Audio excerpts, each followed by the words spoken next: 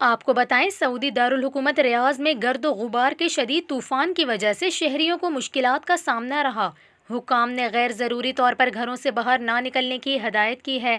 سعودی موسمیات کے قومی مرکز کا یہ کہنا ہے کہ جمعے کو ریاض سمیت مملکت کے مختلف علاقوں میں گرد آلود تیز ہوائیں چلتی رہیں۔ ہوا کی رفتار 50 کلومیٹر فی گھنٹے سے زیادہ ریکارڈ کی گئی، جس کی وجہ سے حد نظر محدود ہو گئی۔ موسمیات کے قومی مرکز میں وسطی علاقے کے ڈائریکٹر کا کہنا تھا کہ ہفتے کے روز دن میں گرد و غبار کے طوفان کی شدت میں بتدریج کمی آئے گی۔ انہوں نے بتایا کہ الشرقیہ اور ریاض میں ہوا کی رفتار ہر 20 منٹ میں 45 کلومیٹر ریکارڈ کی گئی ہے۔ ڈائریکٹر کا مزید کہنا تھا کہ ہفتے کے روز سے درجہ حرارت میں کمی آنے لگے گی اور موسم بہار کے آخر تک درجہ حرارت بڑھنے لگے گا۔